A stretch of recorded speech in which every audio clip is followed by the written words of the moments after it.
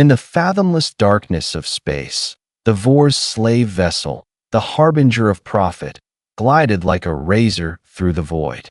Its black hull concealed holding cells filled with the moans of countless enslaved beings. Around it, the wreckage of a recent fierce battle drifted aimlessly. Charred metal fragments, shattered escape pods, and the chilling silence of death enveloped all.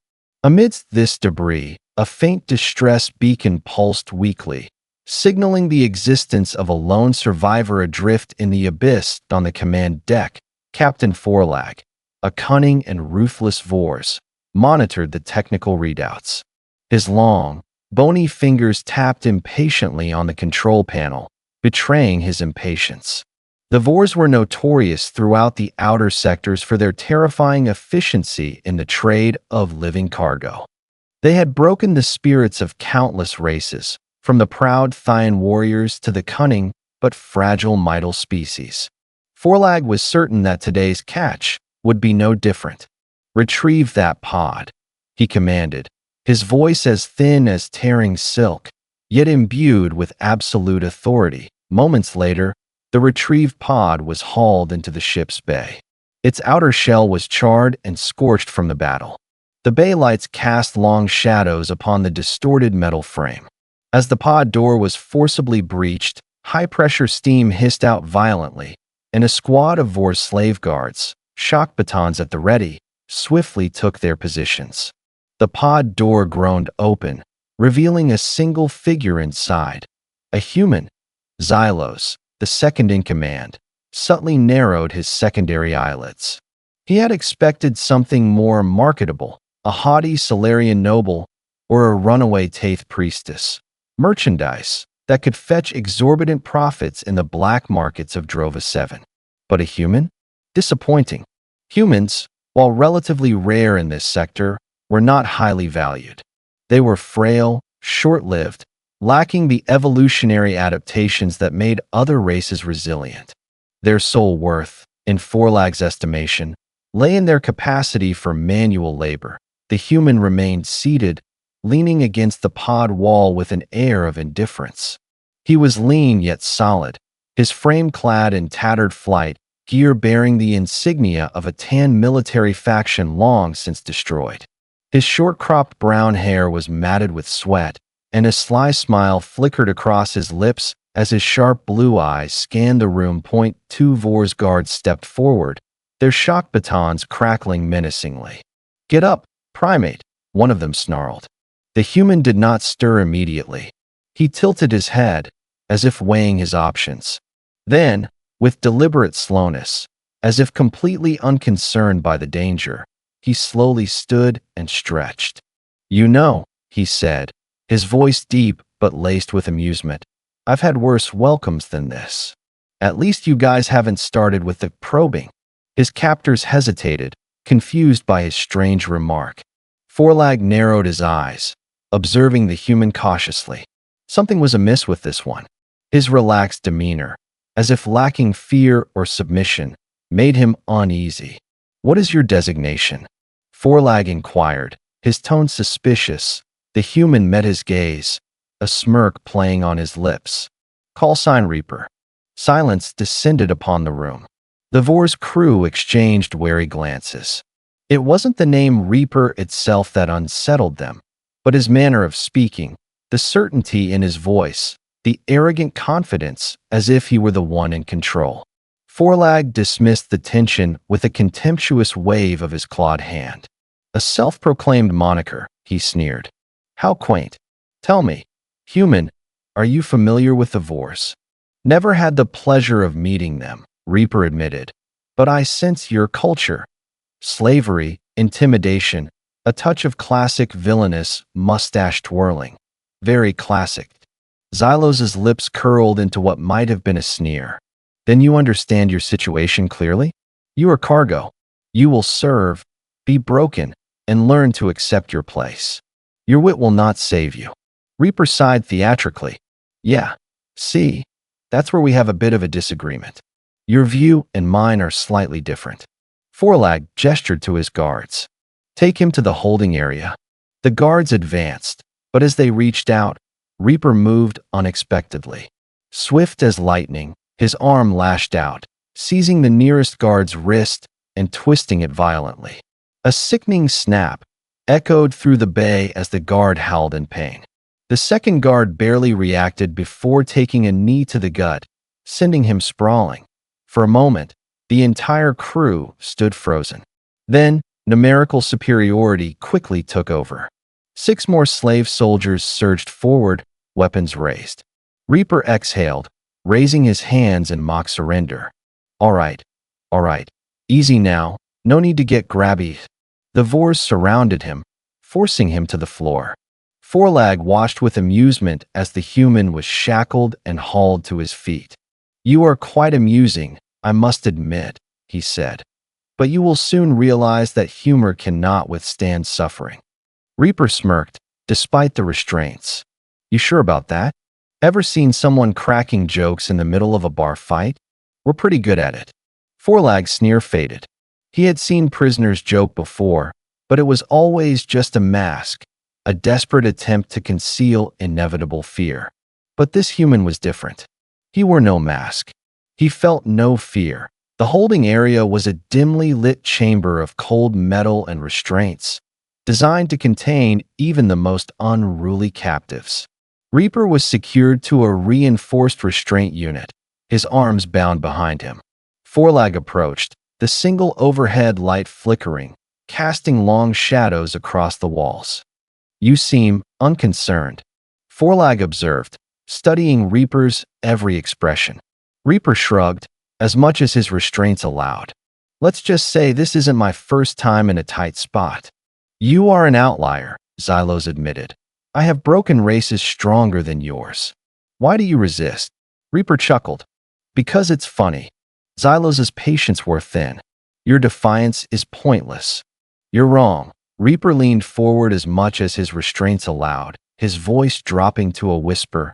"It's serving a hell of a purpose right now." Xylos's eyes narrowed. "Explain." Reaper tilted his head slightly, grinning. "See, you're used to breaking people. It's your thing, intimidation, pain, dominance. You rely on it. But there's a problem. You don't know what to do with someone who isn't easily intimidated." The slave leader scoffed. "You think you are such a person?" Reaper's grin widened. "I know I am." Vorhes stared at him for a long moment, then shook his head. "You will break, human. It is only a matter of time." Reaper exhaled through his nose, amusement still dancing in his eyes.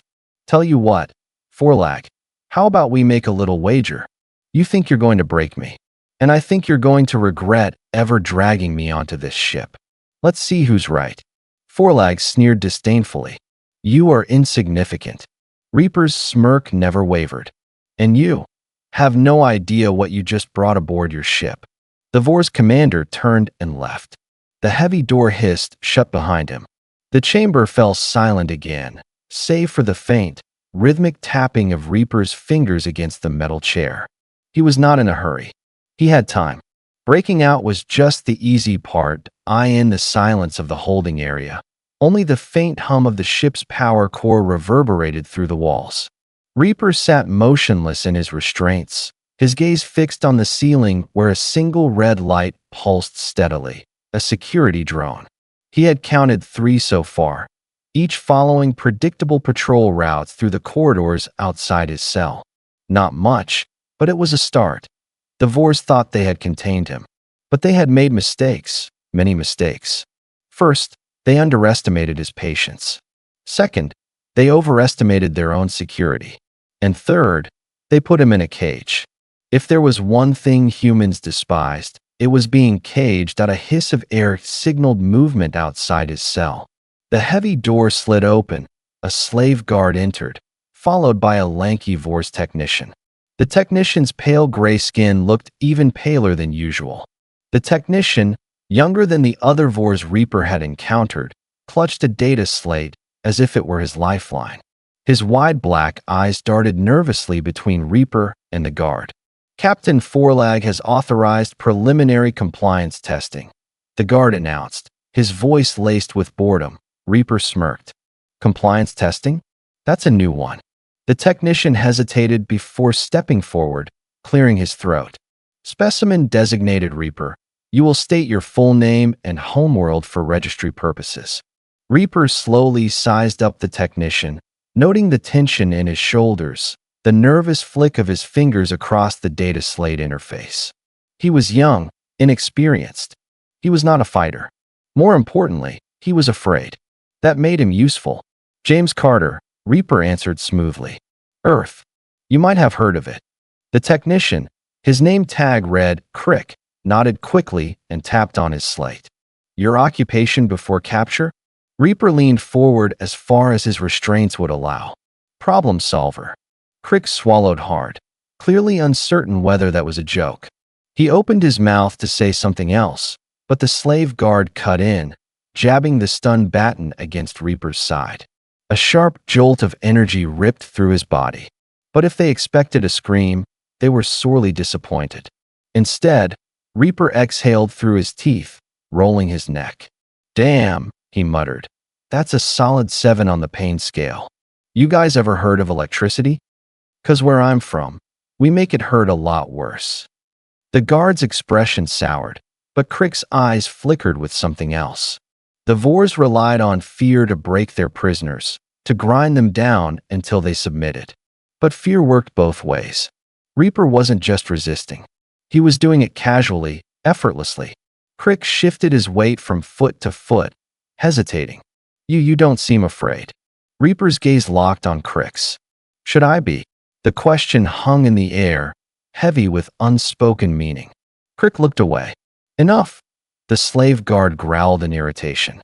If he refuses to comply, Captain Forlag will personally see to his reconditioning. Reaper arched a brow. Good. I was worried he wasn't interested. The guard's patience snapped.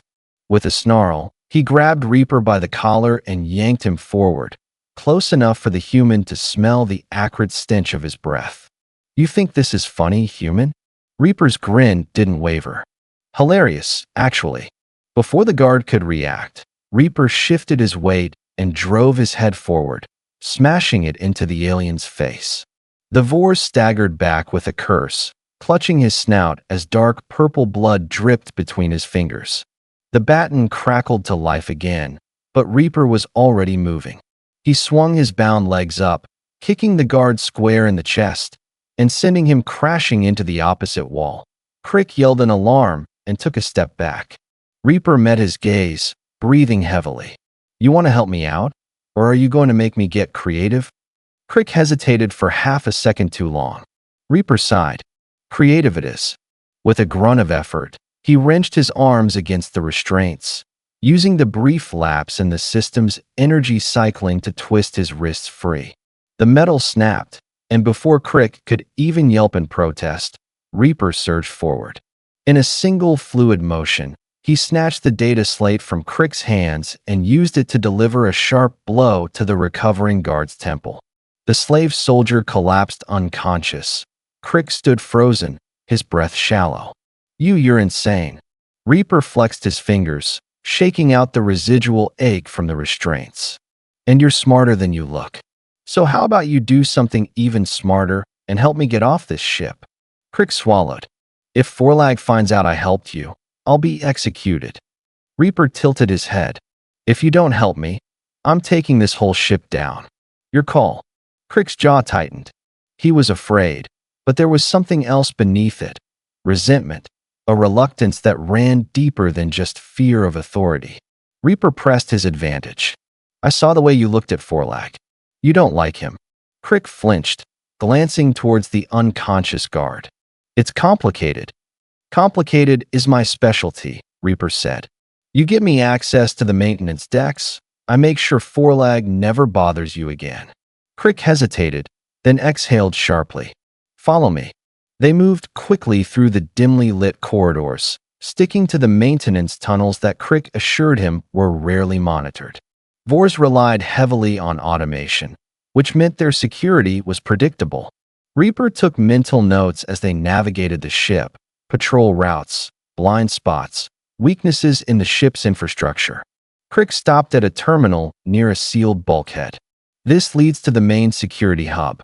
If you can disable the internal sensors, you'll have a straight shot to the armory. Reaper clapped him on the shoulder. See, I knew you were useful. Crick shifted uneasily. If you get caught. I don't get caught, Reaper said, stepping through the bulkhead.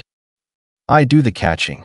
The security hub was sparsely guarded, just two Vorhes soldiers monitoring the ship's surveillance grid. They never saw him coming. He took the first one down with a swift elbow strike to the neck, sending the alien crumpling to the floor silently. The second managed to half-turn before Reaper grabbed the back of his head and slammed it into the console. The lights flickered, and an alarm briefly blared before he silenced it with a quick override. Reaper scanned the interface, whistling softly. The Vorhes had underestimated him in every way. Their security was designed to keep prisoners in, not to stop someone who was already inside. He disabled the automated locks, shut down the internal cameras, and for good measure, set the system to broadcast looping footage of empty corridors. Then he leaned back and cracked his knuckles. All right, Forelag, let's see how you like it when I'm the one calling the shots. With the ship's security in disarray, it was time to arm up. The Vorhes had taken his gear, but if they thought they'd stripped him of his most dangerous weapons, they had another thing coming. Reaper moved swiftly, bypassing the armory's outer defenses with practiced ease. The door slid open, revealing racks of plasma rifles, shock grenades, and Vorhes combat armor. He grabbed a sleek, high-powered rifle from the nearest rack, testing its weight in his hands. Then he activated the shipcom system and, with a smirk, pressed the transmit button. Hey, Forelag, he said casually. Your security sucks. The ship-wide alarm blared to life. Reaper cocked the rifle, grinning. Let's have some fun. The silence that followed his broadcast lasted only 3 seconds. Then the ship erupted into chaos. Reaper heard the alarms wailing before he even stepped out of the armory, their shrill screech vibrating through the bulkheads. The Vorhes hadn't expected a jailbreak, let alone one that moved this quickly. He could imagine their frantic confusion, scrambling over consoles, screaming at each other through comm channels, trying to understand how a single unarmed prisoner had just hijacked their security grid. He secured a Vorhes combat vest over his flight suit, fastening it with quick efficiency before slinging a plasma rifle over his shoulder. It was a sleek model, lightweight, optimized for 3-round bursts. Good balance, decent stopping power. He tucked a pair of shock grenades into his belt, grabbed a serrated cash combat knife from a wall rack, and checked his stolen RIS console. The ship's internal lockdown had engaged, sealing off most major access points, standard containment protocol. They'd try to funnel him into a dead end, isolate him in a controlled space, then hit him with overwhelming force. It was a plan. Unfortunately for them, he wasn't playing by their rules. Reaper moved with purpose, ducking into a maintenance corridor before the first wave of reinforcements reached the armory. He could hear their heavy footsteps, the static-laced voices barking orders over the comms. Half of them sounded confident, the other half unsure. Good. Fear was setting in. Time to make it worse. He found an intersection where the ceiling vents ran directly above a main hallway. Perfect. With practiced efficiency, he climbed into the ductwork, crawling forward until he reached an overhead grate. Through the slats, he saw a squad of 6 Vorhes soldiers moving in formation, weapons raised. One of them held a scanner, sweeping for heat signatures. Not fast enough. Reaper popped the vent cover loose and dropped down in the middle of the squad. Before they could react, he moved like a thunderclap, fast, violent, and disorienting. His knife flashed as he drove it into the nearest soldier's throat, twisting hard before ripping it free. The Vorhes choked on a gurgled scream as he collapsed, dark purple blood splattering across the corridor. The others hesitated, and that was all he needed. He grabbed the dead slaver's rifle and opened fire. The first plasma bursts took down 2 before the others had the sense to dive for cover. A wild shot grazed a shoulder, heat searing through his vest, but he ignored it. One of the soldiers shouted something in their guttural tongue, but Reaper didn't wait to hear what it was. He ripped a shock grenade from his belt, activated the charge, and rolled it across the floor. The Vorhes barely had time to register the metallic clink before it detonated, sending an electric pulse surging through the air. The slavers convulsed, their nervous systems overloaded, their bodies crashing to the floor in twitching heaps. Reaper exhaled, rolling his shoulder. The sting from the grazing shot still burned, but pain was just background noise now. He knelt down, rifling through the nearest body's gear, another power cell for his rifle, a keycard, and most importantly, a comm unit. He activated the device, tuning into the ship's frequency. "This is Captain Vorhes," a voice snarled through the static. "Containment teams, report. Where's the human?" Reaper smirked. He pressed the comm button, speaking in a calm, almost amused voice. "Oh, hey Vorhes. Hope I'm not interrupting anything." Silence. Then furious static. "You impossible. How did you?" Reaper cut him off. "Listen, buddy, I'd love to chat, but I'm a little busy tearing through your crew like a bad case of space dysentery. Maybe you want to save us both some time and tell your boys to stand down." A sharp growl crackled through the speaker. "You think this is a game, human?" Reaper chuckled. "Nah, games have rules. This is a massacre." The comm cut out, but he wasn't worried. He could already hear the shift in movement. Guards retreating, panic shouting, the growing realization that they weren't hunting him, he was hunting them. He moved deeper into the ship, keeping to the shadows, striking fast, and vanishing before reinforcements could arrive. He set off minor explosions in key junctions, disabling power grids, plunging entire sectors into darkness. He sabotaged oxygen regulators, making the air thick and heavy, forcing the Vorhes to breathe in slow, wheezing gasps while he moved effortlessly. He spread paranoia like a virus. At one point, he found a Vorhes officer alone in a control room. The alien barely had time to turn before Reaper pressed a blade to his throat. "You want to live?" Reaper asked conversationally. The officer nodded frantically. "Good," Reaper said. "Then tell me where Vorhes is." The officer's mandibles clicked in distress, but he answered quickly. "Command deck. But it is fortified. You cannot breach it."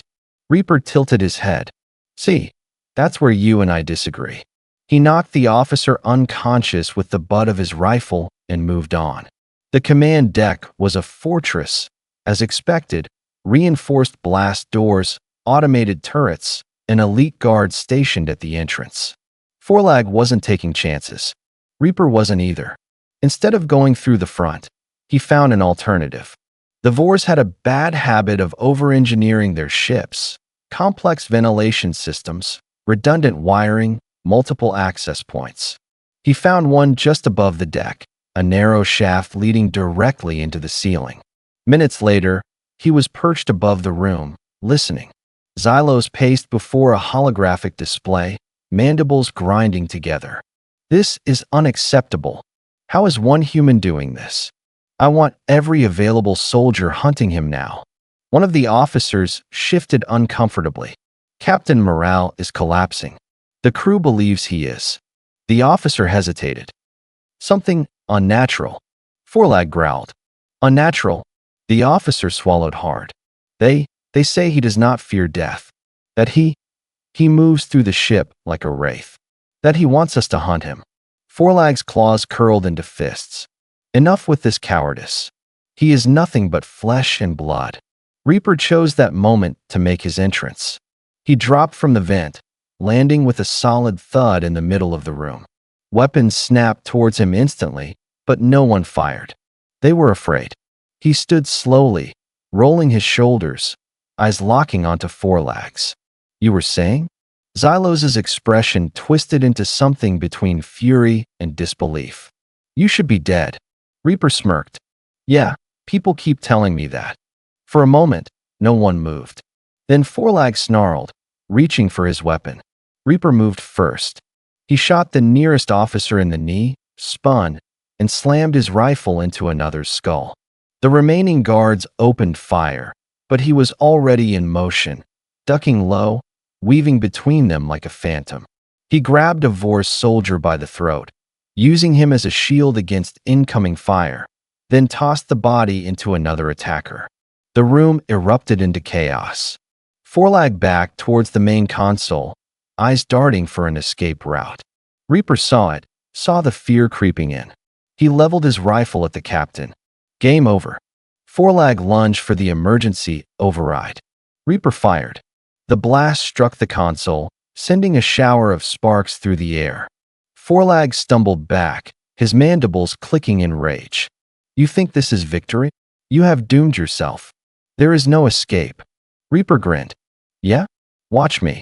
He slammed his fist into the ship's emergency warp controls, overloading the drive. The ship lurched violently. Red warning lights flooded the command deck. Reaper turned towards Vorhes, giving him a mock salute. See you in hell. Then he ran. Behind him, the slaver ship began to tear itself apart. The harbinger of profit was dying.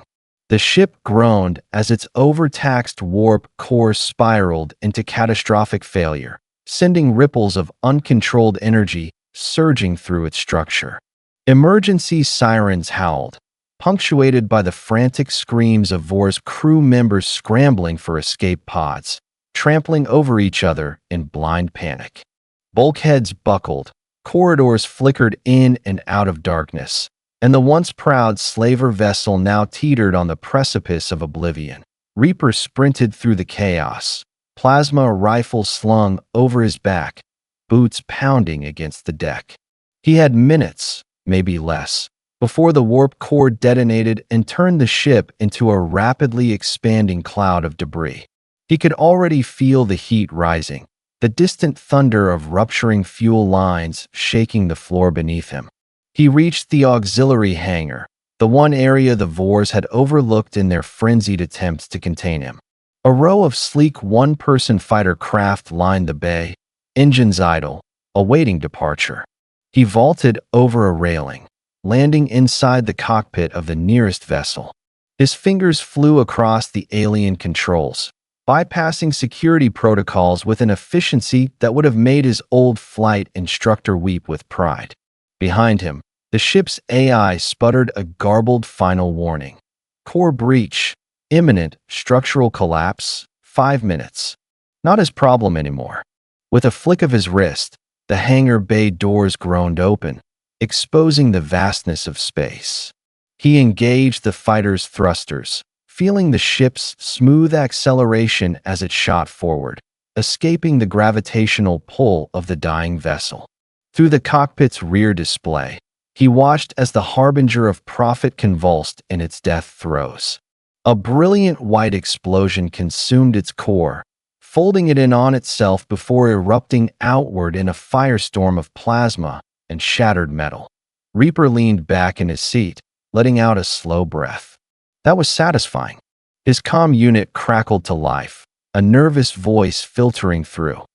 "Reaper, are you alive?" He smirked, disappointed on the other end. Crick exhaled in relief. "I saw the explosion. The Vorhes fleet is in disarray. They're panicking. Some are fleeing, others are transmitting distress signals. You actually did it." "Of course I did it." Reaper adjusted the flight path, setting a course for the nearest neutral sector. "You had doubts. I had reasonable concerns. You just destroyed one of the most notorious slaver vessels in the quadrant. The Vorhes will want you dead." Reaper snorted. "They wanted me dead the second they took me prisoner. Now they just have a better reason." There was a pause on the line before Crick spoke again, his voice quieter. "You don't scare easy, do you?" Reaper's smile faded slightly. He considered the question, rolling it over in his mind. Fear wasn't something he had the luxury of indulging in, not when he'd spent most of his life fighting enemies who didn't believe in mercy. "Fear is useful," he finally said. "It keeps people alive. But you let it own you, you're already dead." Crick was silent for a moment. "What will you do now?" "Find another slaver ship. Burn it down." He stretched, feeling the stiffness in his muscles from the past few hours of mayhem. "Then maybe get a drink. Haven't had a decent whiskey in weeks." You're insane. Reaper grinned. You say that like it's a bad thing. The transmission cut out, leaving him alone with the soft hum of the ship's systems. He pulled up the navigation display, scanning for the nearest port. There were plenty of places in the outer sectors where a man like him could lay low, assuming he even wanted to. As his fighter glided through the void, he switched on the ship's broad-spectrum receiver, letting the frequencies wash over him. The Vorhes were in full crisis mode. The destruction of the harbinger of profit had spread faster than light itself. Dozens of fragmented transmissions flooded the channels, panic laced in every syllable. A single human, impossible. How could one man do this? He smirked, leaning back as the legend of Reaper began to take on a life of its own. Fear was a hell of a weapon, and he was just getting started.